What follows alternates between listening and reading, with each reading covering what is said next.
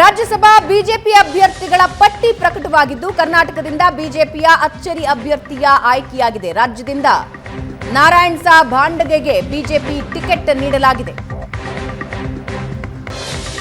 ಇವರು ಮಾಜಿ ಎಂಎಲ್ಸಿ.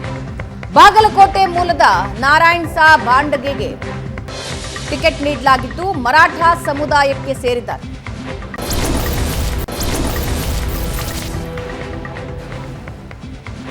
ಕಟ್ಟ ಹಿಂದುತ್ವವಾದಿಗೆ ಬಿಜೆಪಿಯ ರಾಜ್ಯಸಭಾ ಟಿಕೆಟ್ ಒಲಿದಿದೆ. ಪಟೇಗಾರ್ ಸಮುದಾಯಕ್ಕೆ ಸೇರಿದ ನಾಯಕರಾಗಿದ್ದಾರೆ. ಬಿಜೆಪಿ ಬಾಗಲಕೋಟೆ ಜಿಲ್ಲಾಧ್ಯಕ್ಷರಾಗಿದ್ದ ನಾರಾಯಣ್ ಸಾ ಭಾಂಡಗೆ ಆರ್ಎಸ್ಎಸ್ನಲ್ಲಿ ಸಕ್ರಿಯವಾಗಿ ಇವರು ತಮ್ಮನ್ನು ತಾವು ತೊಡಗಿಸಿಕೊಂಡಿದ್ರು. 17ನೇ ವಯಸ್ಸಿನಲ್ಲೇ ಆರ್ಎಸ್ಎಸ್ಗೆ ಸೇರ್ಪಡೆಯಾಗಿದ್ರು. 40 ವರ್ಷಗಳಿಂದ ನಿರಂತರವಾಗಿ ಕೆಲಸ ಮಾಡ್ತಿದ್ದಾರೆ. ಬಾಗಲಕೋಟೆಯಲ್ಲಿ ಎಬಿವಿಪಿ ಸದಸ್ಯರಾಗಿಯೂ ಕೆಲಸ ಮಾಡಿದ್ದು ವಿಶ್ವ ಹಿಂದೂ ಪರಿಷತ್ನಲ್ಲೂ ನಾರಾಯಣ್ ಸಾ ಭಾಂಡಗೆ ಕೆಲಸ ಮಾಡಿದ್ದಾರೆ. ರಾಮ ಮಂದಿರ ಸಂದರ್ಭದಲ್ಲಿ ಕಾರ್ಯಕರ್ತರ ಜೊತೆ ಸೇರಿ ರಾಮಶಿಲಾ ಕಳಿಸಿದ ಕಾರ್ಯದಲ್ಲಿ ತಮ್ಮನ್ನು ತಾವು ತೊಡಗಿಸಿಕೊಂಡಿದ್ರು. 1973ರಲ್ಲಿ ಜನಸಂಘ ಸೇರಿದ್ರು. ಇಂದಿರಾ ಗಾಂಧಿಗೆ ಕಪ್ಪು ಬಾವುಟ ಪ್ರದರ್ಶನಕ್ಕಾಗಿ 18 ದಿನ ಜೈಲು ಶಿಕ್ಷೆ ಅನುಭವಿಸಿದ್ರು. ಇನ್ನು ಕಾಶ್ಮೀರದಲ್ಲಿ ನಡೆದ ತಿರಂಗಾ ಯಾತ್ರೆಯಲ್ಲೂ ಭಾಗಿಯಾಗಿದ್ರು. ಇದೇ ಸಂದರ್ಭದಲ್ಲಿ ಏಷ್ಯಾನೆಟ್ ಸುವರ್ಣ ನ್ಯೂಸ್ ಜೊತೆ ಅವರು ಮಾತಾಡಿದ್ದಾರೆ, ಕೇಳಿ. ಹಿಂದುತ್ವವಾದಿ ಆರ್ಎಸ್ಎಸ್ ಮುಖಂಡರಾಗಿರ್ತಕ್ಕಂಥ ನಾರಾಯಣ್ ಸಾ ಭಾಂಡಗೆ ಅವರಿಗೆ ರಾಜ್ಯಸಭಾ ಟಿಕೆಟನ್ನು ಅಂತ ಅಭ್ಯರ್ಥಿಯನ್ನಾಗಿ ಘೋಷಣೆ ಮಾಡಿರುವಂಥದ್ದು. ಈ ಹಿನ್ನೆಲೆಯಲ್ಲಿ ಈಗ ಸ್ವತಃ ಮಾತನಾಡಲಿಕ್ಕೆ ಏನಂತಂದರೆ ನಾರಾಯಣ್ ಸಾ ಭಾಂಡಗೆ ಅವರು ನಮ್ಮ ಜೊತೆ ಇದ್ದಾರೆ. ಸರ್, ಇವತ್ತಿನ ದಿವಸ ಏನು ರಾಜ್ಯಸಭಾ ಸ್ಥಾನಕ್ಕೆ ಅಭ್ಯರ್ಥಿಯನ್ನಾಗಿ ಘೋಷಣೆ ಮಾಡಿರುವಂಥದ್ದು ಮೊದಲನೇದಾಗಿ ಏನು ರಿಯಾಕ್ಷನ್ ಮಾಡ್ತಾರೆ? ನನ್ನನ್ನು ರಾಜ್ಯಸಭಾ ಸದಸ್ಯಕ್ಕೆ ಆಯ್ಕೆ ಮಾಡಿದ್ದು ಒಬ್ಬ ಸಾಮಾನ್ಯ ಕಾರ್ಯಕರ್ತನೂ ಸುಧಾ ಭಾರತೀಯ ಜನತಾ ಪಾರ್ಟಿಯಲ್ಲಿ ಗುರುತಿಸ್ತಾರೆ. ಅವ್ರಿಗೂ ಸಹಿತ ಕೆಲಸ ಮಾಡಲಿಕ್ಕೆ ಅವಕಾಶ ಕೊಡ್ತಾರೆ. ಇದು ಕೇವಲ ಭಾರತೀಯ ಜನತಾ ಪಾರ್ಟಿಯಲ್ಲಿ ಮಾತ್ರ ಸಾಧ್ಯ. ಅದಕ್ಕೆ ನಾನೇ ಒಂದು ಉದಾಹರಣೆ. ನನ್ನನ್ನು MLC ಮಾಡುವಾಗಲೂ ಸಹಿತ ಒಬ್ಬ ಸಾಮಾನ್ಯ ಕಾರ್ಯಕರ್ತನಾಗಿ ನಾನು ಕೆಲಸ ಮಾಡಿದ್ದೆ. ಅವತ್ತು ನಾನು ಟಿ ವಿಯಲ್ಲಿ ನೋಡಿ ನನ್ನ ಹೆಸರು ಬಂದದ್ದು ನೋಡಿದೆ. ಇವತ್ತು ಸಹಿತ ಟಿ ವಿಯಲ್ಲಿ ಬಂದದ್ದು ನೋಡೇ ನನಗೆ ಗೊತ್ತು. ಇದಕ್ಕಿಂತ ಮೊದಲು ನನಗೆ ನಿಜವಾಗಿಯೂ ಏನೂ ಗೊತ್ತಿದ್ದಿದ್ದಿಲ್ಲ. ಭಾರತೀಯ ಜನತಾ ಪಾರ್ಟಿ ಸಾಮಾನ್ಯ ಕಾರ್ಯಕರ್ತ ಕೆಲಸ ಮಾಡ್ತಕ್ಕಂಥವ್ರಿಗೆ ಹುಡುಕಿ ಸ್ಥಾನಮಾನವನ್ನು ಕೊಡ್ತದೆ. ಇದರಿಂದ ಕಾರ್ಯಕರ್ತರಿಗೆ ಕೆಲಸ ಮಾಡಲಿಕ್ಕೆ ಹೆಚ್ಚಿನ ಶಕ್ತಿ ಮತ್ತು ಉತ್ಸಾಹ ಬರ್ತಾ ಇದೆ. ಸರ್, ಇವತ್ತು ಹಿರಿಯರಿಗೆ ಆಯ್ಕೆ ಮಾಡಿ ಏನು ಹೇಳಕ್ಕೆ ಇಷ್ಟಪಡ್ತೀನಿ? ಹಿರಿಯರಿಗೆ ಏನು ಹೇಳಕ್ಕೆ ಇಷ್ಟಪಡ್ತೀನಿ ಆಯ್ಕೆ ಮಾಡಿ?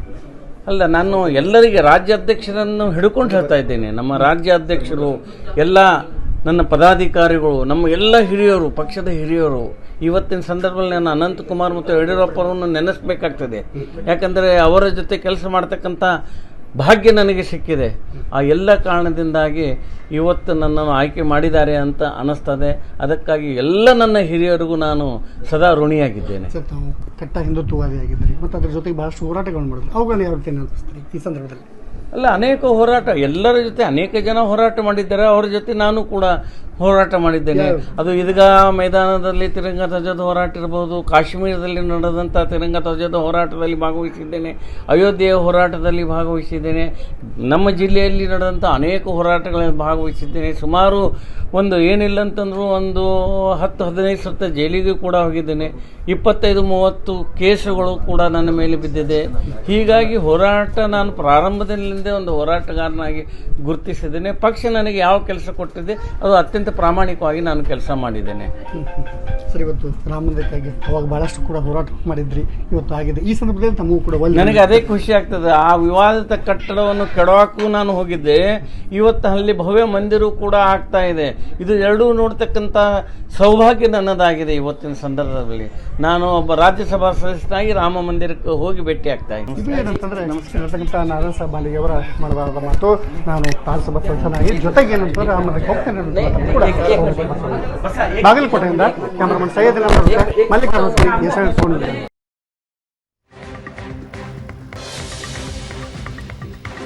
ಪ್ರಶಾಂತ್, ನಾರಾಯಣ್ ಸಾ ಆಯ್ಕೆಯ ಹಿನ್ನೆಲೆ ಏನು, ಕ್ಯಾಲ್ಕುಲೇಷನ್ಸ್ ಏನು? ಭಾವನಾ, ಒಬ್ಬ ಸಾಮಾನ್ಯ ಕಾರ್ಯಕರ್ತ, ಅದು ಹಿಂದುಳಿದ ಸಮುದಾಯಕ್ಕೆ ಸೇರಿದ ಕಾರ್ಯಕರ್ತ ಆಗಬೇಕು ಅಂತಕ್ಕಂಥದ್ದು ಹೈಕಮಾಂಡ್ ರಾಜ್ಯ ನಾಯಕರಿಗೆ ಹೇಳಿತ್ತು.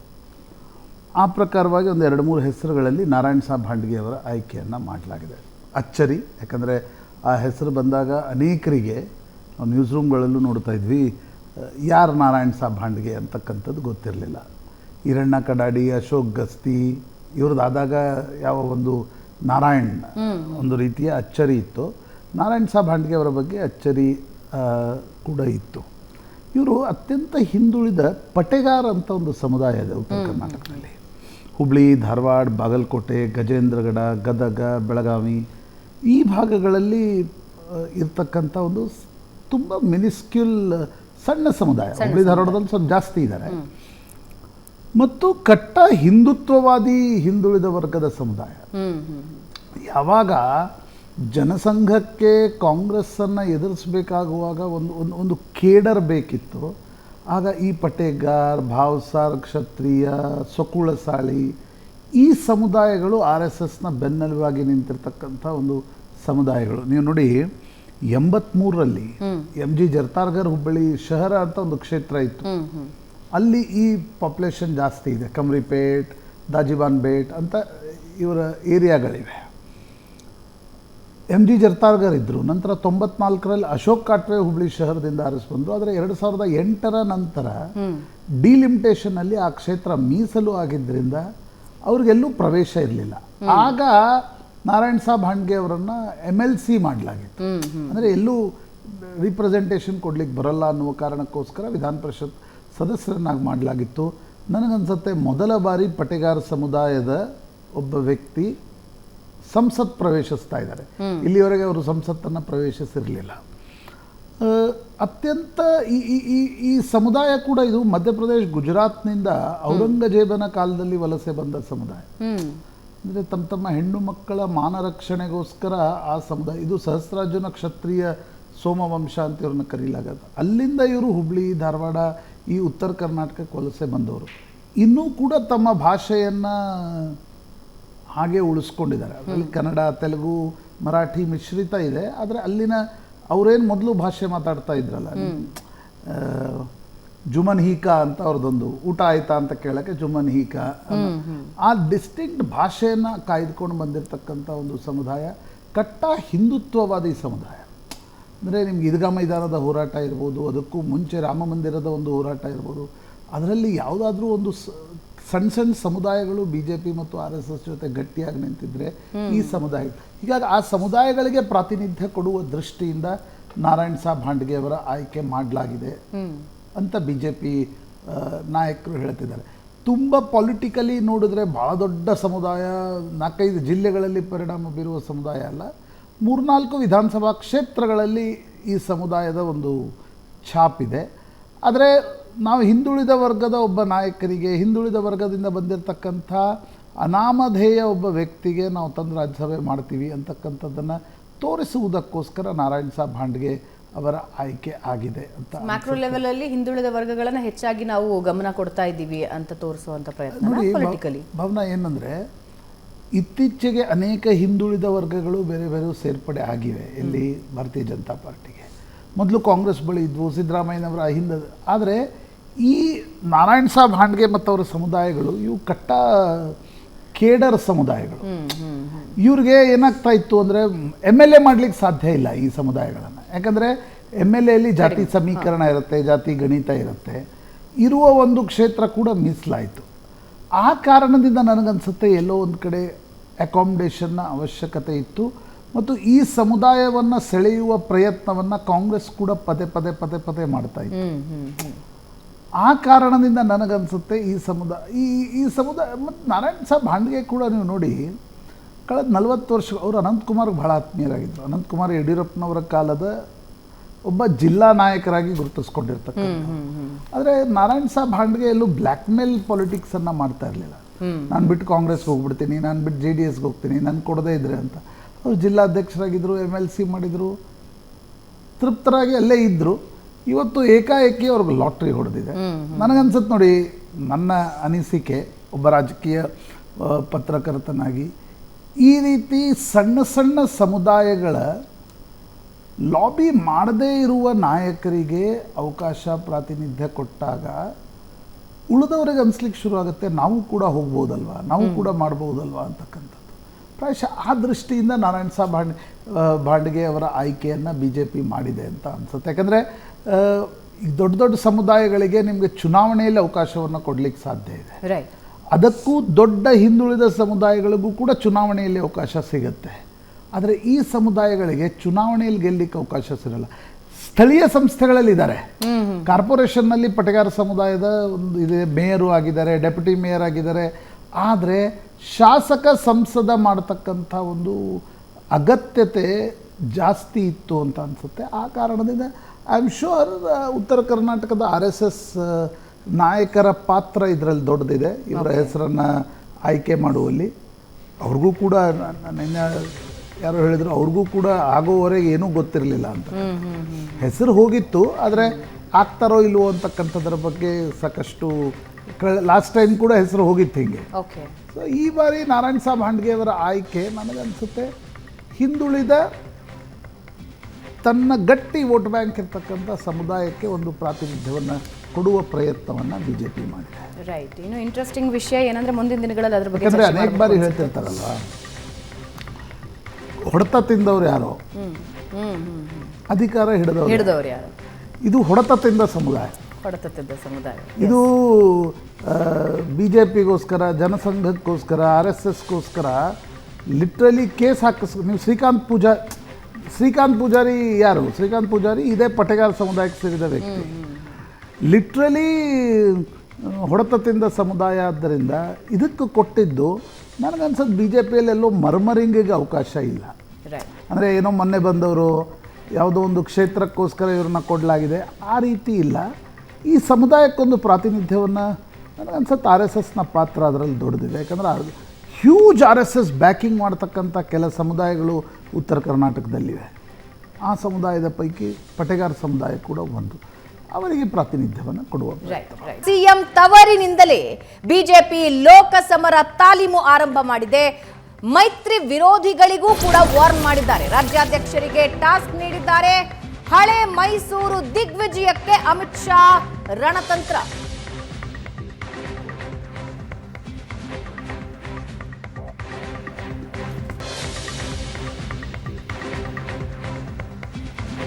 ಸುತ್ತೂರು ಮಠದ ಕಾರ್ಯಕ್ರಮಕ್ಕೆ ಅಮಿತ್ ಶಾ ಬಂದಿದ್ರು. ಮೈಸೂರಿನಲ್ಲೇ ಸಭೆ ನಡೆಸಿ ಲೋಕಸಭೆ ರಣತಂತ್ರ ಶುರು ಮಾಡಿದ್ದಾರೆ. ಮೈಸೂರಿನಲ್ಲಿ ಹೈ ವೋಲ್ಟೇಜ್ ಕೋರ್ ಕಮಿಟಿ ಸಭೆ ನಡೆಯಿತು. ಜೆಡಿಎಸ್ ಜೊತೆಗಿನ ಮೈತ್ರಿ ವಿಚಾರದ ಬಗ್ಗೆನೂ ಚರ್ಚೆ ಆಗಿದೆ. ಮೈತ್ರಿ ವಿಚಾರದ ಅಪಸ್ವರಕ್ಕೆ ಮದ್ದೆರೆಯೋ ಪ್ರಯತ್ನ ಮಾಡಿದ್ದಾರೆ. ಮೈತ್ರಿ ವಿರೋಧಿಗಳಿಗೆ ಒಂದು ಖಡಕ್ ವಾರ್ನಿಂಗ್ ಕಳಿಸಿದ್ದಾರೆ.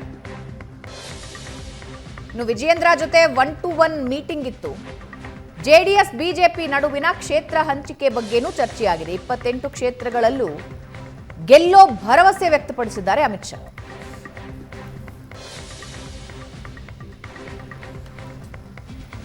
ಪ್ರಶಾಂತ್, ಕಾರ್ಯಕ್ರಮಕ್ಕೆ ಆಗಮಿಸೋದರ ಮೂಲಕ ಈ ಜೆಡಿಎಸ್ ಮತ್ತು ಬಿಜೆಪಿ ಮೈತ್ರಿ ನಡುವಿನ ಅಪಸ್ವರಗಳೇನಿದೆಯೋ ಅದಕ್ಕೆ ಮಧ್ಯೆರೆಯೋ ಪ್ರಯತ್ನ ಆಗಿದೆ. ನೋಡಿ, ಅಮಿತ್ ಶಾ ಮೈಸೂರಿಗೆ ಬಂದಿದ್ದು ಸುತ್ತೂರು ಮಠದ ಒಂದು ಜಾತ್ರೆಯ ನೆಪವಾಗಿದ್ದರೂ ಕೂಡ ಹಳೆ ಮೈಸೂರು ಭಾಗದಲ್ಲಿ ಕಾಂಗ್ರೆಸ್ಸನ್ನು ತಡಿಬೇಕು ಅಂತಕ್ಕಂಥದ್ದು BJP ಹೈಕಮಾಂಡ್ಗೆ ಪಕ್ಕ ಇದೆ. ಹೀಗಾಗಿ ಕರ್ನಾಟಕದ ನಾಯಕರ ಅಭಿಪ್ರಾಯವನ್ನೂ ಕೂಡ ಕೇಳದೆ ಕುಮಾರಸ್ವಾಮಿ ದೇವೇಗೌಡರ ಜೊತೆ ಮೈತ್ರಿ ಮಾಡಿಕೊಂಡಿದ್ರು.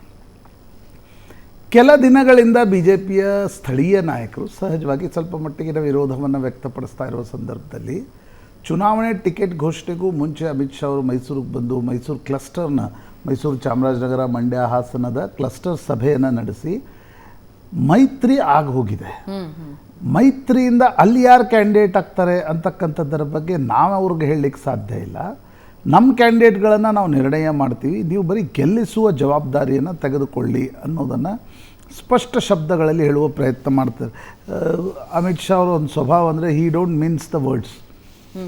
ಅವರು ಆಂತರಿಕ ಸಭೆಗಳಲ್ಲಿ ಏನು ಹೇಳಬೇಕು ಅದನ್ನು ಭಾಳ ಗಟ್ಟಿಯಾಗಿ ಮತ್ತು ನಿರ್ಭೀಡೆಯಿಂದ ಹೇಳುವ ಸ್ವಭಾವದವರು ಅಮಿತ್ ಶಾ. ಹೀಗಾಗಿ ಮೈತ್ರಿಯ ಬಗ್ಗೆ ಅನಗತ್ಯ ಅಪಸ್ವರಗಳನ್ನು ಎತ್ತಿ ಅದು ನಿಮ್ಮ ಲೆವೆಲಲ್ಲಿ ಆಗಬಹುದಾದ ವಿಷಯ ಅಲ್ಲ. ಅದು ರಾಷ್ಟ್ರೀಯ ದೃಷ್ಟಿಯಿಂದ ಕಾಂಗ್ರೆಸ್ಸನ್ನು ತಡಿಬೇಕಾದರೆ JDS ಜೊತೆ ಮೈತ್ರಿ ಅನಿವಾರ್ಯವಾಗಿತ್ತು. ಹೀಗಾಗಿ ಹೈಕಮಾಂಡ್ ಆ ಮೈತ್ರಿಯನ್ನು ಮಾಡಿಕೊಂಡಿದೆ. ಈಗ ಅನಗತ್ಯ ಮರ್ಮರಿಂಗ್ ಮಾಡಬೇಡಿ ಅನ್ನೋದನ್ನು ಸ್ಪಷ್ಟವಾಗಿ ಅಮಿತ್ ಶಾ ಅಲ್ಲಿನ ಕ್ಲಸ್ಟರ್ ಸಭೆಗೆ ಬಂದಿರತಕ್ಕಂಥ ಸ್ಥಳೀಯ ನಾಯಕರಿಗೆ ಸ್ಪಷ್ಟಪಡಿಸಿದ್ದಾರೆ. ಹೀಗಾಗಿ ನನಗನ್ಸುತ್ತೆ ಇನ್ನು ಮೇಲಿನ ಅಂದರೆ ಈಗ ಪ್ರೀತಮ್ ಗೌಡರು ನನಗೆ ಹಾಸನ ಕೊಡಿ, ನನಗೆ ಮಂಡ್ಯ ಕೊಡಿ, ಈ ರೀತಿಯ ಹೇಳಿಕೆಗಳಿಗೆ ಅವಕಾಶ ಇರಬಾರ್ದು ಅಂತಕ್ಕಂಥದ್ದು ಹೈಕಮಾಂಡ್ ಬಯಸ್ತಾ ಇದೆ. ಮುಂದಿನ ದಿನಗಳಲ್ಲಿ ಏನಾಗುತ್ತೆ ನೋಡೋಣ. ಎರಡನೇ ಅಂಶ, ಅನೇಕ ಕೋರ್ ಕಮಿಟಿಯ ಸದಸ್ಯರು ಈಗ ಬಸವರಾಜ ಬೊಮ್ಮಾಯಿ, ಶ್ರೀರಾಮುಲು ಇವರು ಕೂಡ ಹೋಗಿ 1-to-1 ಸ್ವಲ್ಪ ಮಾತಾಡುವ ಪ್ರಯತ್ನವನ್ನು ಮಾಡಿದ್ದಾರೆ. ಆದರೆ ನನಗೆ ಬಂದಿರತಕ್ಕಂಥ ಮಾಹಿತಿಗಳ ಪ್ರಕಾರ ಅಮಿತ್ ಶಾ ಯಾವುದೇ ಈ ಕ್ಲಸ್ಟರ್ನ ಸೀಟ್ಗಳನ್ನು ಬಿಟ್ಟು ಉಳಿದ ಯಾವುದೇ ಸೀಟ್ಗಳ ಬಗ್ಗೆ 1-to-1 ಯಾವ ನಾಯಕರ ಜೊತೆಗೂ ಕೂಡ ಚರ್ಚೆಯನ್ನು ಮಾಡಿಲ್ಲ. ಅಂದರೆ ಅವ್ರೇನು ಹೇಳಿದ್ರಂತೆ, ನಾನು ಡೆಲ್ಲಿಗೆ ಕರಿತೀನಿ, ಡೆಲ್ಲಿಯಲ್ಲಿ ನಾವು ಒಂದು ಸ್ಟ್ರಾಟಜಿ ಮೀಟಿಂಗನ್ನು ಮಾಡ್ತೀವಿ, ಕರ್ನಾಟಕದ್ದು ಬರುತ್ತೆ, ಆಗ ನಿಮ್ಮನ್ನು ಕರಿತೀನಿ, ನೀವು ಬಂದು ಮಾತನಾಡಿ. ಈಗ ಅವ್ರಿಗೆ ಟೈಮು ಇರಲಿಲ್ಲ ಮತ್ತು ಅವರು ಮಾತನಾಡುವ ಮೂಡ್ನಲ್ಲೂ ಇರಲಿಲ್ಲ ಅನ್ನೋದನ್ನು ಅನೇಕ ಯಾಕಂದರೆ ಅನೇಕರಿಗೆ ಚುನಾವಣೆಗೆ ನಿಲ್ಲುವ ಆಸಕ್ತಿ ಇದೆ. ಈಗ ಅದನ್ನು ಹೇಳ್ಕೊಳ್ಬೇಕಂತಂದ್ರೂ ಕೂಡ ಅಮಿತ್ ಶಾ ತುಂಬ ಅದಕ್ಕೆಲ್ಲ ಏನು ಸೊಪ್ಪು ಹಾಕದಂತೆ ಕಂಡಿಲ್ಲ. ನೀವು ದಿಲ್ಲಿಗೆ ಬನ್ನಿ, ಸರ್ವೆ ಮಾಡಿಸ್ತಾ ಇದ್ದೀವಿ, ಸರ್ವೆ ರಿಪೋರ್ಟ್ ಬಂದ ನಂತರ ದಿಲ್ಲಿಗೆ ಬನ್ನಿ ಅನ್ನೋದನ್ನು ಹೇಳಿ ಕಳಿಸಿದ್ದಾರೆ ಅನ್ನೋದು ಸುದ್ದಿ. ಮೂರನೇದು, ಪ್ರಹ್ಲಾದ್ ಜೋಶಿ, ರಾಜ್ಯ ಬಿ ಜೆ ಪಿ ಅಧ್ಯಕ್ಷ ವಿಜಯೇಂದ್ರ ಮತ್ತು ರಾಜೇಶ್, ರಾಜ್ಯ ಬಿ ಜೆ ಪಿ ಸಂಘಟನಾ ಕಾರ್ಯದರ್ಶಿ, ಈ ಮೂವರ ಜೊತೆ ಸ್ವಲ್ಪ ಹೊತ್ತಿನ ಒಂದು ಸಮಯವನ್ನು ನೀಡಿ ಚರ್ಚೆ ನಡೆಸಿದ್ರು ಅಂತಕ್ಕಂಥದ್ದು. ಐ ಆಮ್ ಶ್ಯೂರ್ ಈ ರೀತಿಯ ಸಭೆಗಳಲ್ಲಿ ಸ್ಟ್ರಾಟಜಿ ಮಾತಾಡೋಕ್ಕಿಂತ ಹೆಚ್ಚಾಗಿ ಫೀಡ್ಬ್ಯಾಕನ್ನು ತೆಗೆದುಕೊಳ್ತಾರೆ ಯಾವಾಗಲೂ ರಾಷ್ಟ್ರೀಯ ನಾಯಕರು. ಪಾರ್ಟಿ ಫೀಡ್ಬ್ಯಾಕ್ ಏನಿದೆ, ಪಾರ್ಟಿಯ ಈಗ ರಾಜೇಶ್ ಅವರು RSS ಹಿನ್ನೆಲೆಯಿಂದ ಬಂದಿರತಕ್ಕಂಥ ಒಂದು ಫೀಡ್ಬ್ಯಾಕು, ವಿಜಯೇಂದ್ರ ಪಾರ್ಟಿಯ ಫೀಡ್ಬ್ಯಾಕು, ಪ್ರಹ್ಲಾದ್ ಜೋಶಿ ಯಡಿಯೂರಪ್ಪನವರ ಹೊರತಾಗಿ ಇನ್ನೊಂದು ಗುಂಪೇನಿದೆ ಈಗ ಸೋಮಣ್ಣ, ಈ ಥರದ ಗುಂಪಿನ ಫೀಡ್ಬ್ಯಾಕ್ಗಳನ್ನು ಅಮಿತ್ ಶಾ ಅವರಿಗೆ ತಿಳಿಸ್ತಕ್ಕಂಥ ಪ್ರಯತ್ನ ಮಾಡಿರಬಹುದು ಅಂತ ಅನಿಸುತ್ತೆ. ರಾಜ್ಯ ವಿಧಾನಸಭಾ ಚುನಾವಣೆಯ ಸೋಲು ಕೇಂದ್ರದ BJPಗೆ ಅರಗಿಸ್ಕೊಳ್ಳಿಕ್ಕೆ ಸಾಧ್ಯ ಆಗಿರಲಿಲ್ಲ. ಸ್ವತಃ ಅಮಿತ್ ಶಾ ಮತ್ತು ನರೇಂದ್ರ ಮೋದಿಯವ್ರಿಗೂ ಕೂಡ ನಾವು 85ರ ಕೆಳಗಡೆ ಹೋಗ್ತೀವಿ, 85 ಬಂದು ಒಂದೆಲ್ಲೋ ಸಮ್ಮಿಶ್ರ ಸರ್ಕಾರ ರಚನೆ ಆಗ್ಬೋದು ಅಂತಕ್ಕಂಥದ್ದು ಮನಸ್ಸಿನಲ್ಲಿತ್ತು. 130, 150 ಹೇಳ್ತಿದ್ರು, ಅಬ್ ಕಿ ಬಾರ್ 150 ಪಾರ್ ಅಂತ. ಆದರೆ 80-85ರಲ್ಲಿ ಇರ್ತೀವಿ ಅಂತಕ್ಕಂಥದ್ದಿತ್ತು. ಇನ್ನೂ 20 ಸೀಟ್ಗಳನ್ನು ಅವಳು ಕಳ್ಕೊಂಡ್ರು. ಹೀಗಾಗಿ ಕರ್ನಾಟಕದ ಬಗ್ಗೆ ನೋಡಿ, BJP ಹೈಕಮಾಂಡ್ಗೆ ಒಂದು ವಿಷಯ ಅರ್ಥ ಆಗಿದೆ ಕಳೆದ 10 ವರ್ಷಗಳಲ್ಲಿ. ಉಳಿದ ರಾಜ್ಯಗಳ ಪಾಲಿಟಿಕ್ಸ್ ಬೇರೆ, ಉಳಿದ ರಾಜ್ಯಗಳಲ್ಲಿ ಸಬುಟಾಜ್ ಕಡಿಮೆ, ಕರ್ನಾಟಕದಲ್ಲಿ ಸಬುಟಾಜ್ ಜಾಸ್ತಿ ಆಗುತ್ತೆ. ಆ ಸಬುಟಾಜ್ಗೆ ಮೆಡಿಸಿನ್ ಏನು ಅಂತಕ್ಕಂಥದ್ದು ಪ್ರಯತ್ನವನ್ನು ಕೇಂದ್ರದ BJP ನಾಯಕರು ಮಾಡ್ತಾ ಇದ್ದಾರೆ.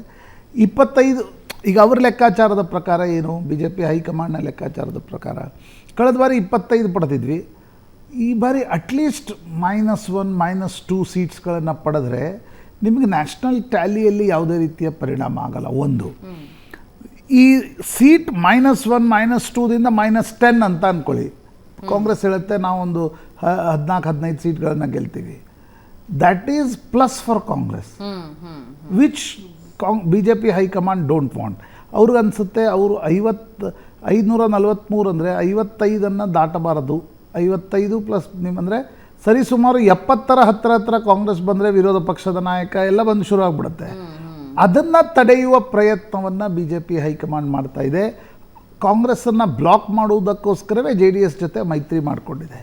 ಈಗ ಅದನ್ನು ಎಕ್ಸಿಕ್ಯೂಷನ್ ಹೇಗೆ ಮಾಡೋದು ಅನ್ನುವ ದೃಷ್ಟಿಯಿಂದ ಅಮಿತ್ ಶಾ ಅವರ ಹಳೆ ಮೈಸೂರು ಭಾಗದ ಭೇಟಿ ಮಹತ್ವಪೂರ್ಣ ಅಂತ ಅನಿಸುತ್ತೆ.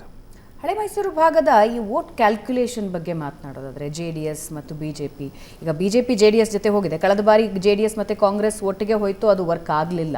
ಆದರೆ BJP ಮತ್ತು JDS how it's gonna work Prashant? ಒಂದು ಕ್ಯಾಲ್ಕುಲೇಷನ್ ಪ್ರಕಾರ ಈ ಮೈತ್ರಿ ಆಗಿದೆ. ದಟ್ ಈಸ್ BJP ಮತ್ತು JDS they are predominantly anti Congress parties. ಆ ವೋಟರ್ಸ್ಗಳು ಕೂಡ ಆ್ಯಂಟಿ ಕಾಂಗ್ರೆಸ್ ವೋಟರ್ಸು. ಹಾಗಾಗಿ ನಾವು ನ್ಯಾಚುರಲ್ ಅಲೈನ್ಸ್ ಅಂತಕ್ಕಂಥದ್ದನ್ನು BJP JDS ಹೇಳ್ಕೊಳ್ತಾ ಇದೆ. ವಿಧಾನಸಭಾ ಚುನಾವಣೆಯಲ್ಲಿ BJPಯ ಪ್ರೊಆಕ್ಟಿವ್ ರೋಲ್ನ ಕಾರಣದಿಂದ JDSಗೆ ಸೋಲಾಯಿತು. ಹೀಗಾಗಿ ಈಗ ಮೈತ್ರಿ ಮಾಡಿಕೊಂಡಾಗ ಪರಸ್ಪರ ವೋಟ್ ಟ್ರಾನ್ಸ್ಫರ್ ಆಗುತ್ತೆ ಅಂತ. ಆದರೆ ಅಷ್ಟು ಸುಲಭ ಇಲ್ಲ. ಯಾಕಂದರೆ ಈಗ ಒಕ್ಕಲಿಗ ವೋಟರ್ಸ್ ಇದ್ದಾರೆ, ಕ್ಯಾಂಡಿಡೇಟ್ ಯಾರಾಗ್ತಾರೆ ಅನ್ನೋದರ ಮೇಲೂ ಕೂಡ ಜಾಸ್ತಿ ನಿರ್ಭರ ಆಗುತ್ತೆ. ಕಾಂಗ್ರೆಸ್ನ ಕ್ಯಾಂಡಿಡೇಟ್ ಯಾರಾಗ್ತಾರೆ, BJP JDSನ ಮೈತ್ರಿಯ ಅಭ್ಯರ್ಥಿ ಯಾರಾಗ್ತಾರೆ, ಇವೆಲ್ಲವೂ ಕೂಡ ನಿಮ್ಮ ಚುನಾವಣೆ ಮೇಲೆ ಪರಿಣಾಮವನ್ನು ಬೀರ್ತವೆ. ಯಾಕಂದರೆ ಕಳೆದ ಬಾರಿ ನಾವು ನೋಡಿದ್ವಿ, ಕಾಂಗ್ರೆಸ್ JDS ಒಟ್ಟಿಗೆ ಬಂದು ಒಕ್ಕಲಿಗರು ಕುರುಬರು ಒಟ್ಟಿಗೆ ಬರಲಿಲ್ಲ, ಆಗ ಇಡೀ ವ್ಯಾನಿಷ್ ಆಗೋಯಿತು. BJP 25 ಸ್ಥಾನಗಳನ್ನು ಪಡೀತು. ಈ ಬಾರಿ ಬಿ ಜೆ ಪಿ ಮತ್ತು ಜೆ ಡಿ ಎಸ್ನ ವೋಟ್ಗಳು ಎಷ್ಟು ಸರಳವಾಗಿ ಶಿಫ್ಟ್ ಆಗ್ತವೆ, ನನಗನ್ಸುತ್ತೆ ಬಿ ಜೆ ಪಿಯ ವೋಟ್ಗಳು ಶಿಫ್ಟ್ ಆಗುತ್ತೆ. ಯಾಕಂದರೆ ಬಿ ಜೆ ಪಿಯ ಪರಂಪರಾಗತ ವೋಟ್ಗಳೇನಿವೆ ಅವ್ರಿಗೆ ನರೇಂದ್ರ ಮೋದಿ ಪ್ರಧಾನಮಂತ್ರಿ ಆಗೋದು ಮುಖ್ಯ ಆಗಿರುತ್ತೆ. Candidate is not important. But J D ಎಸ್ನ ಮತದಾರರು ಯಾರಿದ್ದಾರೆ ಅವರು ಬಿ ಜೆ ಪಿಯ ಕ್ಯಾಂಡಿಡೇಟ್ಗೆ ಶಿಫ್ಟ್ ಆಗ್ತಾರ, ಅಂದರೆ ಅಲ್ಲಿ ಕ್ಯಾಂಡಿಡೇಟ್ ಯಾರಾಗ್ತಾರೆ, ಇದು ಬಹಳ ಮುಖ್ಯವಾಗಿರ್ತಕ್ಕಂಥ ಸಂಗತಿ. ಹೊಸದಾಗಿ ಬಿ ಜೆ ಪಿ ಈಗ ಪ್ರೀತಮ್ ಗೌಡ ಹೊಸ ಮತದಾರರನ್ನು ಸೆಳೆದುಕೊಂಡು ಹಾಸನದಲ್ಲಿ MLA ಆದರು. ಈ ಬಾರಿ ಹಾಸನದ ಲೋಕಸಭಾ ಅಭ್ಯರ್ಥಿ ಪ್ರಜ್ವಲ್ ರೇವಣ್ಣ ಆದರೆ ಪ್ರೀತಮ್ ಗೌಡ ತನ್ನ ಮತಗಳನ್ನು ಅಥವಾ ಪ್ರೀತಮ್ ಗೌಡರನ್ನು ಇಷ್ಟಪಡುವ ಮತದಾರರು ಅವ್ರು ಪ್ರಜ್ವಲ್ ರೇವಣ್ಣಗೆ ಶಿಫ್ಟ್ ಆಗ್ತಾರ. ಸಕಲೇಶ್ಪುರ, ಬೇಲೂರಿನಲ್ಲಿ 2 ಸೀಟ್ಗಳನ್ನು ಬಿ ಜೆ ಪಿ ಗೆದ್ದಿದೆ. ಅವು ಆ್ಯಂಟಿ ಜೆ ಡಿ ಎಸ್ ಕಾರಣದಿಂದ ಗೆದ್ದು ಬಂದಿರತಕ್ಕಂಥ ಕ್ಷೇತ್ರಗಳು. ಅಲ್ಲಿ ಬಿ ಜೆ ಪಿಯ ಮತದಾರರು ಜೆ ಡಿ ಎಸ್ ಶಿಫ್ಟ್ ಆಗ್ತಾರ. ದಟ್ ಈಸ್ ವೆರಿ ಇಂಪಾರ್ಟೆಂಟ್ ಅಂತ ನನಗೆ. ಇವತ್ತಿನಿಂದ ವಿಧಾನಮಂಡಲ ಬಜೆಟ್ ಅಧಿವೇಶನ ಆರಂಭ ಆಗ್ತಾ ಇದೆ. ಸದನ ಕದನಕ್ಕೆ 3 ಪಕ್ಷಗಳು ರೆಡಿಯಾಗಿ ನಿಂತಿವೆ. ಆರೋಪ ಪ್ರತ್ಯಾರೋಪಕ್ಕೆ ಸದನ ಸಾಕ್ಷಿಯಾಗತ್ತೆ. ಕೇಂದ್ರ ಸರ್ಕಾರದ ಅನುದಾನ ತಾರತಮ್ಯ ಗದ್ದಲ ಜೋರಾಗಿ ಕೇಳಿಬರುತ್ತೆ. ಗದ್ದಲದ ನಡುವೆ ರಾಜ್ಯ ಬಜೆಟ್ ಮಂಡನೆಗೆ ರೆಡಿಯಾಗಿದೆ. ಫೆಬ್ರವರಿ 16ಕ್ಕೆ ಸಿಎಂ ಸಿದ್ದರಾಮಯ್ಯ ಬಜೆಟ್ ಮಂಡನೆ ಮಾಡ್ತಾರೆ. ಅಧಿವೇಶನದ ಮೊದಲ ದಿನ ರಾಜ್ಯಪಾಲರ ಭಾಷಣ ಇರುತ್ತೆ. 11 ಗಂಟೆಗೆ ಥಾವರ್ ಚಂದ್ ಗೆಹ್ಲೋಟ್ ಭಾಷಣ ಮಾಡ್ತಾರೆ. ಸರ್ಕಾರದ ಇಲ್ಲಿಯವರೆಗಿನ ಪ್ರಗತಿ ರಿಪೋರ್ಟ್ ಮಂಡನೆಯಾಗುತ್ತೆ. ನಾಳೆಯಿಂದ ರಾಜ್ಯಪಾಲರ ಭಾಷಣದ ಮೇಲೆ ಚರ್ಚೆಯಾಗುತ್ತೆ. ಈ ವೇಳೆ ಕಲಾಪದಲ್ಲಿ ಗದ್ದಲ ಕೋಲಾಹಲ ಆಗತ್ತೆ ಅನ್ನೋದು ಪಕ್ಕಾ.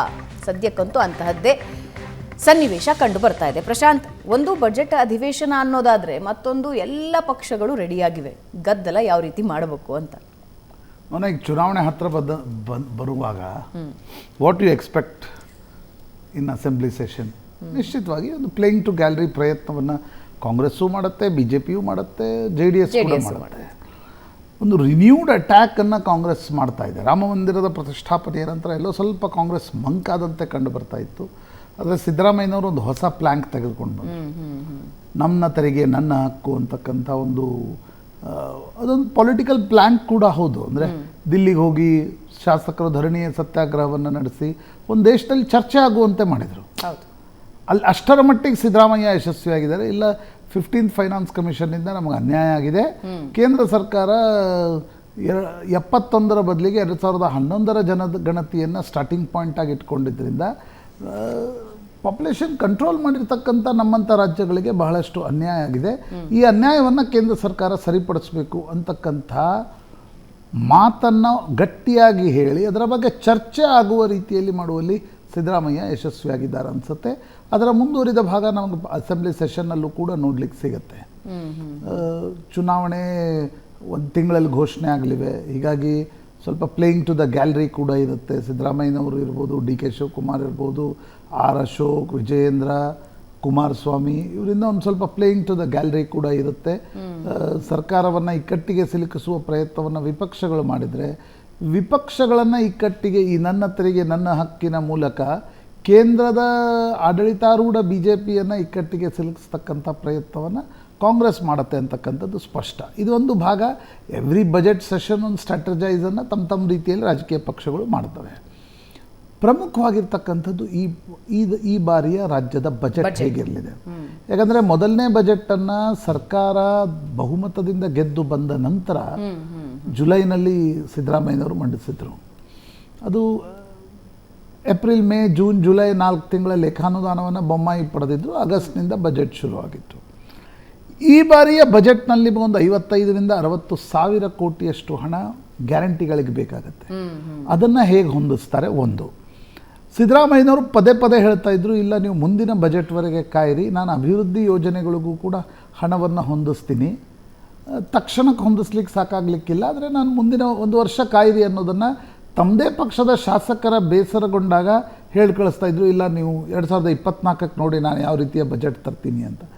ಆ ದೃಷ್ಟಿಯಿಂದ ಗ್ಯಾರಂಟಿಗಳ ಒತ್ತಡದ ನಂತರ ಯಾವ ರೀತಿಯ ಈಸ್ ನೋಡಿ is one of the finest finance minister ಸಿದ್ದರಾಮಯ್ಯನವರು, ಅದರಲ್ಲಿ ಮಾತಿಲ್ಲ. ಆದರೆ ಅವರಿಗೆ ಈ ಗ್ಯಾರಂಟಿಗಳ ಕಾರಣದಿಂದ ಬರ್ತಾ ಇರತಕ್ಕಂಥ ಒತ್ತಡವನ್ನು ಹೇಗೆ ನಿಭಾಯಿಸ್ತಾರೆ, ಉಳಿದ ಕಡೆ ಹೇಗೆ ಹಣ ಹೊಂದಿಸ್ತಾರೆ ಅಂತಕ್ಕಂಥದ್ರ ಬಗ್ಗೆ ಅತಿ ಹೆಚ್ಚು ಕುತೂಹಲ ಇದೆ. ಯಾಕಂದರೆ ಪಾರ್ಟಿ ಒಳಗಡೆ, ಕಾಂಗ್ರೆಸ್ ಪಾರ್ಟಿ ಒಳಗಡೆ ಕೂಡ ಒಂದು ಮರ್ಮರಿಂಗ್ ಇದೆ. ರೈಟ್. ಎಲ್ಲ ಹಣ ಗ್ಯಾರಂಟಿಗಳಿಗೆ ಹೋಗ್ತಾ ಇದೆ, ಎಲ್ಲ ಹೆಡ್ನಲ್ಲಿಂದ ಹಣವನ್ನು ಕೂಡ ಗ್ಯಾರಂಟಿಗಳಿಗೆ ಕಳಿಸ್ಲಾಗ್ತಾ ಇದೆ. ನಮ್ಮ ಇಲಾಖೆಗಳಿಗೆ, ಅಭಿವೃದ್ಧಿ ಯೋಜನೆಗಳಿಗೆ ಹಣ ಕೊಡಲಿಕ್ಕೆ ನಮ್ಮ ಸರ್ಕಾರಕ್ಕೆ ಸಾಧ್ಯ ಆಗ್ತಾ ಇಲ್ಲ ಅನ್ನುವ ಮರ್ಮರಿಂಗ್ ಇದೆ. ಇದೇ ಮರ್ಮರಿಂಗ್ ಇಟ್ಕೊಂಡು ಚುನಾವಣೆಗೆ ಹೋಗಲಿಕ್ಕೂ ಆಗಲ್ಲ. ಆ ಕಾರಣದಿಂದ ಈ ಬಾರಿಯ ಬಜೆಟ್ನಲ್ಲಿ ಸಿದ್ದರಾಮಯ್ಯನವರು ಆ 55-60 ಸಾವಿರ ಕೋಟಿಯ ಜೊತೆಗೆ ಹೆಚ್ಚುವರಿಯಾಗಿ ಹೇಗೆ ಹಣ ತರ್ತಾರೆ, ಅಭಿವೃದ್ಧಿ ಯೋಜನೆಗಳನ್ನು ಹೇಗೆ ಸರಿತೂಗಿಸ್ತಾರೆ, ಬಜೆಟ್ ಇಸ್ ವಾಟ್ ಬ್ಯಾಲೆನ್ಸಿಂಗ್ ಖರ್ಚು ವೆಚ್ಚ, ಅದನ್ನು ಹೇಗೆ ನಿಭಾಯಿಸ್ತಾರೆ ಸಿದ್ದರಾಮಯ್ಯನವರು ಅಂತಕ್ಕಂಥದ್ರ ಬಗ್ಗೆ ಕೂಡ ಅತಿ ಹೆಚ್ಚು ಕುತೂಹಲ ಇದೆ. ಯಾಕೆಂದರೆ ಅನೇಕ ಬಾರಿ ಏನಾಗುತ್ತೆ ಭಾವನಾ, ಈ ಗ್ಯಾರಂಟಿಗಳನ್ನು ಘೋಷಣೆ ಮಾಡ್ತಾರಲ್ಲ, ಘೋಷಣೆ ಮಾಡಿ ನೀವು ಚುನಾವಣೆಗೆ ಹೋದಾಗ ಜನ ಅದಕ್ಕೆ ಭಾರಿ ಬಹುಮತವನ್ನು ಕೊಟ್ಬಿಡ್ತಾರೆ. ಯಾಕಂದರೆ ಫ್ರೀಯಾಗಿ ಕೊಡ್ತಾ ಇದ್ದಾರೆ ಯಾವುದೋ ಒಂದು.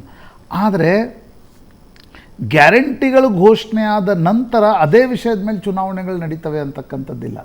ನೀವು ಆಗ ಇಲ್ರಿ ಗ್ಯಾರಂಟಿ ಕೊಡ್ತಾ ಇದ್ದೀರಿ ನಿಜ, ನಮ್ಮ ಮನೆ ಎದುರುಗಡೆ ಗಟ್ಟರ್ ಮಾಡ್ಲಿಕ್ಕೆ ನಿಮ್ಮ ಬಳಿ ಹಣ ಇಲ್ಲ, ರೋಡ್ ಮಾಡ್ಲಿಕ್ಕೆ ನಿಮ್ಮ ಬಳಿ ಹಣ ಇಲ್ಲ, ಸರ್ಕಾರಿ ಒಟ್ಟಾರೆ ಕೆಲಸ ಕಾಮಗಾರಿಗಳಿಗೆ ಹಣ ಇಲ್ಲ ಅನ್ನೋದನ್ನು ಹೇಳ್ತಾ ಇದ್ದೀರಿ, ಇದಂಥ ಸರ್ಕಾರ ಅಂತ ಅದೇ ಮತದಾರರು ಕೇಳುವ ಸಾಧ್ಯತೆಗಳು ಕೂಡ ಇರ್ತವೆ. ಮತ್ತು ಒಂದು ನನಗನ್ಸುತ್ತೆ, ಕಾಂಗ್ರೆಸ್ ಅಥವಾ ಸಿದ್ದರಾಮಯ್ಯನವರು ಡಿ ಕೆ ಶಿವಕುಮಾರ್ ಮಾಡಿರ್ತಕ್ಕಂಥ ಒಂದು ತಪ್ಪು ಅಂದರೆ, ಅಧಿಕಾರ ಬಂದ ತಕ್ಷಣ ತರಾತುರಿಯಲ್ಲಿ ಗ್ಯಾರಂಟಿಗಳನ್ನು ಘೋಷಣೆ ಮಾಡಿಬಿಟ್ರು. ಅವರು ಒಂದು 8-10 ತಿಂಗಳು ಟೈಮ್ ತೆಗೆದುಕೊಂಡು ಒಂದೊಂದೇ ಗ್ಯಾರಂಟಿಗಳನ್ನು ಕೊಡ್ತಾ ಅದರಲ್ಲಿ ಅರ್ಹರು ಯಾರು ಅನ್ನೋದನ್ನು ಗುರುತಿಸುವ ಕೆಲಸ ಈ ಬಾರಿಯ ಸಿದ್ದರಾಮಯ್ಯ ಸರ್ಕಾರದಲ್ಲಿ ಆಗಿಲ್ಲ. ಅಂದರೆ ಎಲ್ಲರಿಗೂ ನಿಜಕ್ಕೂ ಬಡವರು ಯಾರು, ಅವರನ್ನು ಹೇಗೆ ಯಾವ ಮಾನದಂಡದಲ್ಲಿ ಅವ್ರನ್ನ ಬಡವರು ಅಂತ ಸರ್ಕಾರ ಗುರುತಿಸುತ್ತೆ ಅನ್ನುವ ಕೆಲಸ ಆಗಲಿಲ್ಲ. 1.5-2 ಕೋಟಿ ಫ್ಲ್ಯಾಟ್ ತೊಗೊಂಡಿರ್ತಾರೆ ಜನ, ಅವ್ರಿಗೆ ನೀವು ವಿದ್ಯುತ್ ಫ್ರೀ ಕೊಡ್ತಾ ಇದೆ ಸರ್ಕಾರ. ಜಸ್ಟ್ ಇಮ್ಯಾಜಿನ್, ಅವ್ರು ಓಟ್ ಕೊಡ್ತಾರ ಇವ್ರಿಗೆ ಅನ್ನುವ ಪ್ರಶ್ನೆ ಕೇಳಿ ಅವ್ರಿಗೆ.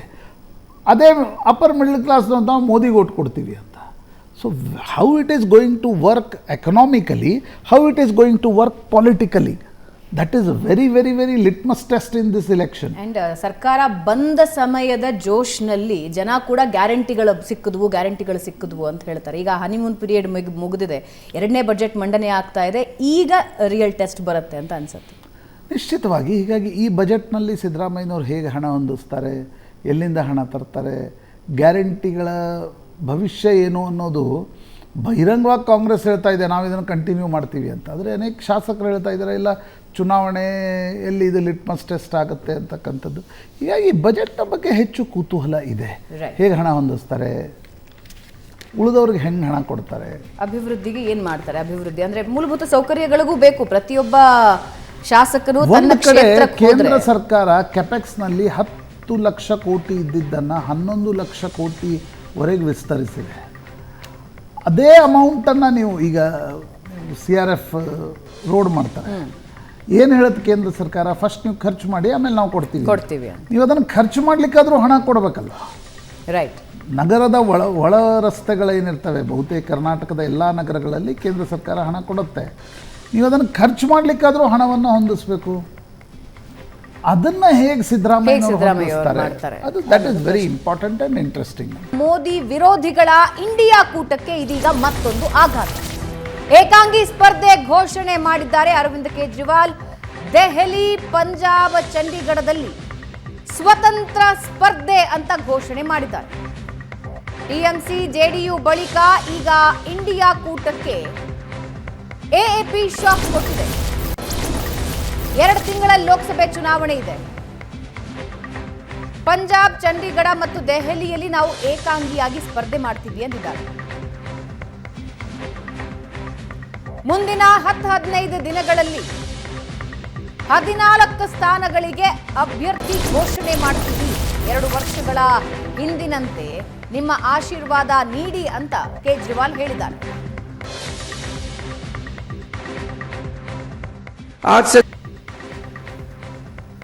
ಪಂಜಾಬ್, ಚಂಡೀಗಢ, ದೆಹಲಿ ಏಕಾಂಗಿಯಾಗಿ ಸ್ಪರ್ಧಿಸ್ತೀವಿ ಅಂತ ಅರವಿಂದ್ ಕೇಜ್ರಿವಾಲ್ ಹೇಳ್ತಿದ್ದಾರೆ. INDA ಕಥೆ ಏನು ಪ್ರಶಾಂತ್? ಒಂದು ಕಡೆ TMC ಇಲ್ಲ, JDU ಇಲ್ಲ, ಈಗ ಆಪ್ ಹೇಳ್ತಾ ಇದೆ ಏಕಾಂಗಿಯಾಗಿ ಸ್ಪರ್ಧಿಸ್ತೀವಿ ಅಂತ. ಭಾವನಾ ನೋಡಿ, ಆಮ್ ಆದ್ಮಿ ಪಕ್ಷಕ್ಕೆ ಏಕಾಂಗಿಯಾಗಿ ಸ್ಪರ್ಧಿಸ್ತಕ್ಕಂಥದ್ದು ಅನಿವಾರ್ಯ ಇದೆ. ಯಾಕಂದರೆ ಆಮ್ ಆದ್ಮಿ ಪಕ್ಷ ಈಗ ದಿಲ್ಲಿಯಲ್ಲಿ 7 ಸೀಟ್ಗಳಿವೆ. ಕಾಂಗ್ರೆಸ್ ಅಲ್ಲೇನು ಅಸ್ತಿತ್ವನೇ ಇಲ್ಲ. ಅನಗತ್ಯವಾಗಿ ಕಾಂಗ್ರೆಸ್ಗೆ ಅಲ್ಲಿ ಸೀಟ್ ಬಿಟ್ಕೊಡ್ಲಿಕ್ಕೆ ಆಮ್ ಆದ್ಮಿ ಪಕ್ಷ ತಯಾರಿಲ್ಲ. ಒಂದು, ಪಂಜಾಬ್ನಲ್ಲಿ 13 ಸೀಟ್ಗಳಿವೆ, ಅಲ್ಲಿ ಬಿಜೆಪಿಗೆ ಅಸ್ತಿತ್ವ ಇಲ್ಲ ಜಾಸ್ತಿ. ಕರೆಕ್ಟ್. ಬಿಜೆಪಿ 1-2 ಸೀಟ್ಗಳನ್ನು ಪಡೆದುಕೊಳ್ಳಬಹುದು ಅಂತಕ್ಕಂಥದ್ದು ಬಿಟ್ಟರೆ ಉಳಿದೆಲ್ಲ ಕಡೆ ಬಿಜೆಪಿಗೆ ಅಸ್ತಿತ್ವದಲ್ಲಿಲ್ಲ. ಆಮ್ ಆದ್ಮಿ ಪಕ್ಷಕ್ಕೆ ನೇರವಾಗಿರ್ತಕ್ಕಂಥ ಎದುರಾಳಿ ಯಾರು? ಕಾಂಗ್ರೆಸ್ ಪಾರ್ಟಿ. ಹೀಗಾಗಿ ಆ ಕಾಂಗ್ರೆಸ್ ಪಾರ್ಟಿಯ ಜೊತೆಗೆ ಮೈತ್ರಿಯನ್ನು ಮಾಡ್ಕೊಳ್ಬೇಕು ಅಂತಾದರೆ ಅದು ಬಿ ಜೆ ಪಿಯನ್ನು ಒಳಗೆ ಬಿಟ್ಕೊಂಡಂಗೆ. ನ್ಯಾಚುರಲಿ ನಿಮಗೆ ಆ್ಯಂಟಿ ಆಮ್ ಆದ್ಮಿ ಪಾರ್ಟಿ ಅಥವಾ ಆ್ಯಂಟಿ ಕಾಂಗ್ರೆಸ್ ವೋಟರ್ಸು ಶಿಫ್ಟ್ ಆಗಿಬಿಡ್ತಾರೆ ಬಿ ಜೆ ಪಿ. ಯಾರು ಪಕ್ಷ ನೋಡಿ, INDIA ಒಕ್ಕೂಟಕ್ಕೆ ಎಂಟರ್ ಆಗಿರ್ತಕ್ಕಂಥ ಪ್ರಮುಖವಾಗಿರ್ತಕ್ಕಂಥ ಕಾರಣ ಹೊರಗುಳಿದ್ರೆ ನೀವು ಬಿ ಜೆ ಪಿಯ ಪ್ರಾಸ್ಪೆಕ್ಟಿವ್ ಫ್ರೆಂಡ್ಸ್ ಅಂತ ಆಗತ್ತೆ. ಪಂಜಾಬ್ ಈಸ್ ಇವತ್ತಿನ ಮಟ್ಟಕ್ಕೆ Punjab is anti centre state. ಹೀಗಾಗಿ ನೀವು ಬಿ ಜೆ ಪಿ ಜೊತೆ ಕಾಣಿಸ್ಕೊಂಡ್ರೆ ಪಂಜಾಬ್ನಲ್ಲಿ ನಿಮ್ಗೆ ವೋಟ್ಗಳು ಬರಲ್ಲ. ಆ ಕಾರಣದಿಂದ ಆಮ್ ಆದ್ಮಿ ಪಕ್ಷ ಏನು ಹೇಳ್ತಾ ಇದೆ ಅಂದರೆ, ನಾವು ಸೀಟ್ ಹಂಚಿಕೆ ಮಾಡ್ಕೊಳ್ಳಲ್ಲ, but we will be in alliance. ಅದಕ್ಕೇನು ಭಾಳ ಅರ್ಥ ಇಲ್ಲ. ಬಟ್ ಅವ್ರೇನು ಹೇಳ್ತಿದ್ದಾರೆ, ಪೋಸ್ಟ್ ಪೋಲಲ್ಲಿ ನೋಡ್ಕೊಳ್ಳೋಣ, ಪ್ರೀ ಪೋಲಲ್ಲಿ ನಾವೇನು ಅಲೈನ್ಸ್ ಆಗಲ್ಲ. ಅದು ಅನಿವಾರ್ಯ ಕೂಡ ಹೌದು ಅಂತ ಅನ್ಸುತ್ತೆ ನನಗೆ ಆಮ್ ಆದ್ಮಿ ಪಕ್ಷಕ್ಕೆ, ಕಾಂಗ್ರೆಸ್ಗೂ ಕೂಡ. ಇಲ್ಲಾಂದ್ರೆ ಏನಾಗುತ್ತೆ, ಹಳೆ ಮೈಸೂರಿನಲ್ಲಿ ಕಾಂಗ್ರೆಸ್ JDS ಕೈ ಜೋಡಿಸಿದಾಗ ನಿಮ್ಗೆ 11 ಕ್ಷೇತ್ರಗಳಲ್ಲಿ ಮಂಡ್ಯದಲ್ಲಿ ಸುಮಲತಾ ಒಂದು ಗೆದ್ದರು, DK ಸುರೇಶ್ ಮತ್ತು ಪ್ರಜ್ವಲ್ ರೇವಣ್ಣ 3. ಸುಮಲತಾ BJPಯ ಮೈತ್ರಿ ಅಂತ ಕನ್ಸಿಡರ್ ಮಾಡಿ, ಪ್ರಜ್ವಲ್ ರೇವಣ್ಣ ಮತ್ತು DK ಸುರೇಶ್ ಬಿಟ್ಟರೆ ಉಳಿದೆಲ್ಲ ಸೀಟ್ಗಳನ್ನು BJP ಗೆದ್ಕೊಳ್ಳುತ್ತೆ, 11ರಲ್ಲಿ 9 ಸೀಟ್ಗಳನ್ನು. Same thing will happen in Punjab. Again Akali Dal ಚಿಗಿದುಕೊಳ್ತಕ್ಕಂಥ ಎಲ್ಲ ಸಾಧ್ಯತೆಗಳಿರ್ತವೆ. ಆ ಕಾರಣದಿಂದ ಆಮ್ ಆದ್ಮಿ ಪಾರ್ಟಿ ಕಾಂಗ್ರೆಸ್ ಜೊತೆ ಮೈತ್ರಿ ಮಾಡ್ಕೊಳ್ಳಿಕ್ಕೆ ತಯಾರಿಲ್ಲ ಅಂತಕ್ಕಂಥದ್ದು ಸ್ಪಷ್ಟವಾಗಿ ಗೊತ್ತಾಗ್ತಾ ಇದೆ, ಸ್ಟ್ರಾಟಜಿಕಲಿ ಕೂಡ ನೋಡಿದಾಗ. ಮತ್ತು ನೋಡಿ, ಆಮ್ ಆದ್ಮಿ ಪಕ್ಷ ಬೆಳೆದಿದ್ದೇ at the cost of Congress. ಕಾಂಗ್ರೆಸ್ಸನ್ನು ಮುಗಿಸಿಯೇ ಆಮ್ ಆದ್ಮಿ ಪಕ್ಷ 2 ಕಡೆ ಅಧಿಕಾರ ಹಿಡಿತು, ದಿಲ್ಲಿ ಮತ್ತು ಪಂಜಾಬ್ನಲ್ಲಿ. ಹೀಗಾಗಿ ಅವರು ಈಗ ನೇರವಾಗಿ ಕಾಂಗ್ರೆಸ್ ಜೊತೆ ಮೈತ್ರಿ ಮಾಡ್ಕೊಳ್ತಾರೆ ಅಂತ ಅನ್ನಿಸ್ತಾ ಇಲ್ಲ. ಒಂದು ಸ್ಟ್ರಾಟಜಿ ಇದಾಗಿ INDIA ಒಕ್ಕೂಟದಲ್ಲಿ ಆಮ್ ಆದ್ಮಿ ಪಕ್ಷ ಇದೆ, ಬಟ್ ಅದನ್ನು ನೀವು ಸೀಟ್ ಶೇರಿಂಗ್. ಹಾಗಾಗಿ ನೋಡಿ, ಕಾಂಗ್ರೆಸ್ ಏನು ಹೇಳ್ತಾ ಇತ್ತು, 350 ಕ್ಷೇತ್ರಗಳಲ್ಲಿ ನಾವು ಸೀಟ್ ಶೇರಿಂಗ್ ಮಾಡ್ತೀವಿ ಅಂತ. ಹಳೆ UPA ರಾಜ್ಯಗಳಲ್ಲಿ ಸೀಟ್ ಶೇರಿಂಗ್ ಬಿಟ್ಟರೆ ಹೊಸಬರು ನಿಮ್ಮ ಜೊತೆ ಸೀಟ್ ಶೇರಿಂಗ್ ಮಾಡೋಕ್ಕೆ ಸಾಧ್ಯ ಇಲ್ಲ. ಬಿಹಾರ್ನಲ್ಲಿ ಲಾಲು ಮಾಡ್ಕೊಳ್ತಾರೆ, ಮಹಾರಾಷ್ಟ್ರದಲ್ಲಿ ಶರದ್ ಪವಾರ್ ಮತ್ತು ಉದ್ಧವ್ ಠಾಕ್ರೆ ಮಾಡ್ಕೊಳ್ತಾರೆ, ತಮಿಳ್ನಾಡಿನಲ್ಲಿ ಸ್ಟಾಲಿನ್ ಮಾಡ್ಕೊಳ್ತಾರೆ, ಅಸ್ಸಾಂನಲ್ಲಿ ಬದ್ರುದ್ದೀನ್ ಅಜ್ಮಲ್ ಮಾಡ್ಕೊಳ್ತಾರೆ. ಬಿಟ್ಟರೆ ಉಳಿದವರು ನಿಮ್ಮ ಜೊತೆ ಸೀಟ್. ಜಾರ್ಖಂಡ್ನಲ್ಲಿ JMM ಇದೆ, ಅದು old UPA partner. Mamata is not ready to have alliance truck with you. Arvind Kejriwal is not ready to have truck with you. ಯಾಕೆಂದರೆ ತಮ್ಮದೇ ಸ್ವಂತ ಬಲದ ಮೇಲೆ ಸೀಟ್ಗಳನ್ನು ಗೆಲ್ಲಿಕ್ಕೆ ಅವಕಾಶ ಇದ್ದಾಗ ನೀವು ಅದರಲ್ಲೊಂದು ಸ್ವಲ್ಪ ಪಾರ್ಟನ್ನು ಕಾಂಗ್ರೆಸ್ಸಿಗೆ ಬಿಟ್ಕೊಡುವಂಥ ಯಾವ ಪಾರ್ಟಿ ತಯಾರಾಗತ್ತೆ? ನೋಡಿ, ನಿಮಗೆ ಬೆಳೆಯಬಲ್ಲ ಒಂದಿಷ್ಟು ಪ್ರದೇಶ ಇದೆ ಅಂತ ನಿಮ್ಮ ಹತ್ರ ಅನ್ಕೋಣ ಅಲ್ವಾ. ನೀವು ಯಾವುದೋ ಒಂದು ರಾಷ್ಟ್ರೀಯ ಫ್ರೆಂಡ್ಶಿಪ್ಗೋಸ್ಕರ ಅದರಲ್ಲಿ ಅರ್ಧ ಪಾರ್ಟನ್ನು ಯಾರಿಗಾದರೂ ಬಿಟ್ಕೊಡ್ಲಿಕ್ಕೆ ತಯಾರಾಗ್ತೀರಾ? ನೀವು ಬೆಳ್ಕೊಳ್ಳಿ ಅಂತ. ಅದು ಆಮ್ ಆದ್ಮಿ ಪಕ್ಷ ಹಿಂಗಾಗಿ ಕಾಂಗ್ರೆಸ್ ಜೊತೆ ಸೀಟ್ ಶೇರಿಂಗಿಗೆ ತಯಾರಿಲ್ಲ. ಸ್ಟ್ರಾಟಜಿಕಲ್ ಪಾರ್ಲಿಮೆಂಟ್ರಿ ಸ್ಟ್ರಾಟಜಿಗೋಸ್ಕರ, ರಾಷ್ಟ್ರೀಯ ಸ್ಟ್ರಾಟಜಿಗೋಸ್ಕರ ಒಟ್ಟಿಗೆ ಬರಲಿಕ್ಕೆ ತಯಾರಿದೆ, ಬಟ್ ಸೀಟ್ ಶೇರಿಂಗಿಗೆ ತಯಾರಾಗತ್ತೆ ಅಂತ ಅನ್ನಿಸ್ತಾ ಇಲ್ಲ. So what ever they plant initial ಡೇಸಲ್ಲಿ ಅದು ಎಲ್ಲವೂ ಈಗ ಮುರಿದು ಬೀಳ್ತಾ ಇದೆ. ಕಾಂಗ್ರೆಸ್ಗೂ ಕೂಡ ಸಾಧ್ಯ. ಈಗ ನೀವು ಮಧ್ಯಪ್ರದೇಶದಲ್ಲಿ ಕಾಂಗ್ರೆಸ್ಗೆ ಅಖಿಲೇಶ್ ಯಾದವ್ ಸೀಟ್ ಬಿಟ್ಕೊಡ್ಲಿಕ್ಕೆ ಸಾಧ್ಯ ಆಯ್ತಾ? ಸಾಧ್ಯ ಆಗಲಿಲ್ಲ. ಗುಜರಾತ್ನಲ್ಲಿ ಆಮ್ ಆದ್ಮಿ ಪಾರ್ಟಿ ಇದೆ, ಕಾಂಗ್ರೆಸ್ ಆಮ್ ಆದ್ಮಿ ಪಾರ್ಟಿಗೆ ಸೀಟನ್ನು ಬಿಟ್ಕೊಡುತ್ತಾ? ಬಿಟ್ಕೊಡೋಕ್ಕೆ ಸಾಧ್ಯ ಆಗಲ್ಲ. ಕರ್ನಾಟಕದಲ್ಲಿ ಕಾಂಗ್ರೆಸ್ಸಿಗೆ JDSಗೆ ಸೀಟ್ ಬಿಟ್ಕೊಡ್ಲಿಕ್ಕೆ ಸಾಧ್ಯ ಆಗ್ತಿತ್ತಾ 135 ಸೀಟ್ ಬಂದ ಮೇಲೆ? ಯಾಕೆ ದೇವೇಗೌಡರನ್ನ INDIA ಒಕ್ಕೂಟದ ಸಭೆ ಕರೆದಂತೆ ಕರ್ನಾಟಕದ 2 ಕಾಂಗ್ರೆಸ್ ನಾಯಕರು ಯಾಕೆ ತಡೆದ್ರು? Because it is highly impossible to give seats to JDS. ನನಗನ್ಸುತ್ತೆ ಅದೇ ಸ್ಟ್ರಾಟಜಿ ಮೇಲೆ ಅರವಿಂದ್ ಕೇಜ್ರಿವಾಲ್ ಕೂಡ ಬಿಟ್ಕೊಡ್ತಾ ಇಲ್ಲ. ನಾಳೆ ಅವರು ವಿಧಾನಸಭೆಯಲ್ಲಿ he has to face Congress, right. ಅಲ್ಲಿ BJP ನರೇಂದ್ರ ಮೋದಿ ಇರೋಲ್ಲ, he has to face Congress in Vidhana Sabha. ಹೀಗಾಗಿ ಅವರು ಸೀಟ್ ಬಿಟ್ಕೊಡ್ಲಿಕ್ಕೆ ತಯಾರಿಲ್ಲ ಅಂತ. ಪಾಕಿಸ್ತಾನ ಸಂಸತ್ ಚುನಾವಣೆಯಲ್ಲಿ ಅತಂತ್ರ ಫಲಿತಾಂಶ ಬಂದಿದೆ. ಅತಂತ್ರ ಫಲಿತಾಂಶದಿಂದ ಪಾಕ್ನಲ್ಲಿ ರಾಜಕೀಯ ಅರಾಜಕತೆ ಶುರುವಾಗಿದೆ. ಫಲಿತಾಂಶ ಬಂದು 4 ದಿನ ಆಗಿದೆ, ಆದರೆ ಸರ್ಕಾರ ರಚನೆಯಾಗಿಲ್ಲ. ಹಲವು ಕ್ಷೇತ್ರಗಳಲ್ಲಿ ಮರು ಮತದಾನಕ್ಕೆ ಆದೇಶ ಮಾಡಿದ್ದಾರೆ. ಮರು ಮತದಾನಕ್ಕೆ ಚುನಾವಣಾ ಆಯೋಗ ಆದೇಶ ನೀಡಿದೆ.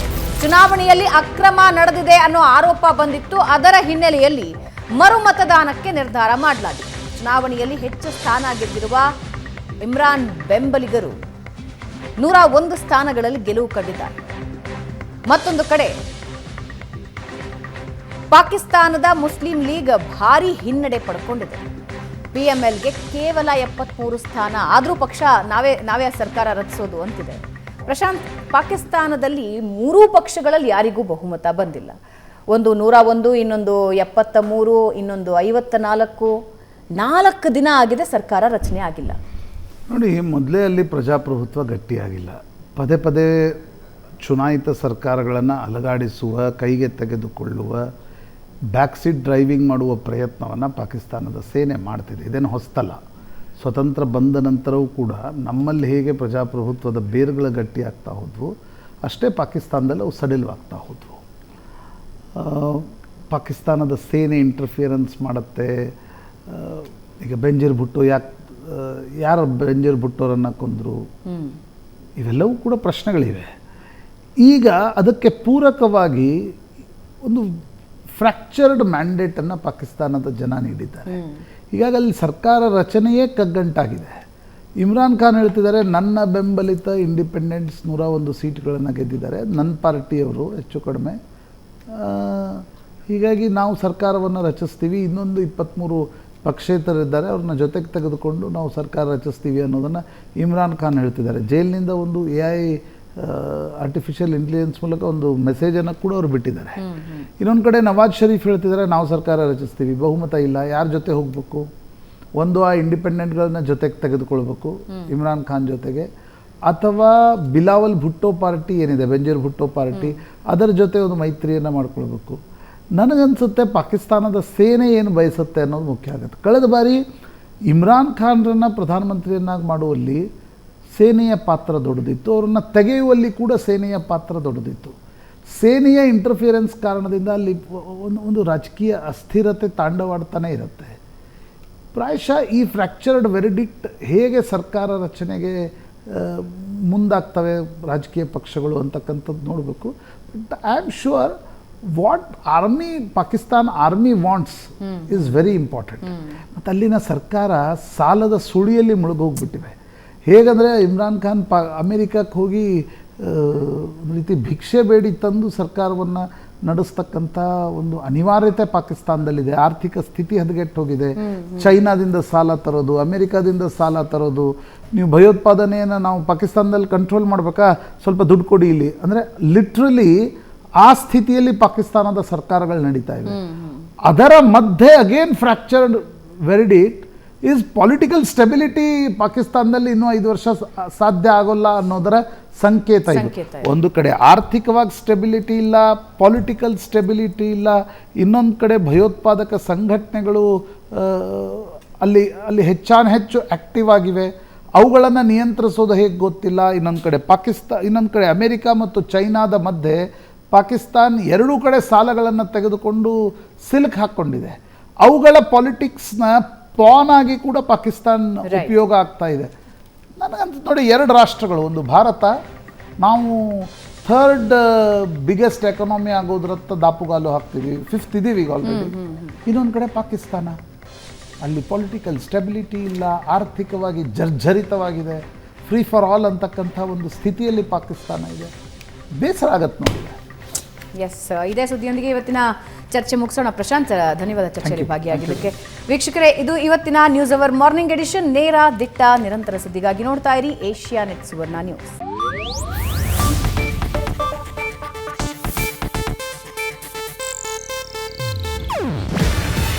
ಇದು ಏಷ್ಯಾನೆಟ್ ನ್ಯೂಸ್ ನೆಟ್ವರ್ಕ್ ಪ್ರಸ್ತುತಿ. ನೀವು ನೋಡ್ತಿದ್ದೀರಾ ಏಷ್ಯಾನೆಟ್ ಸುವರ್ಣ ನ್ಯೂಸ್.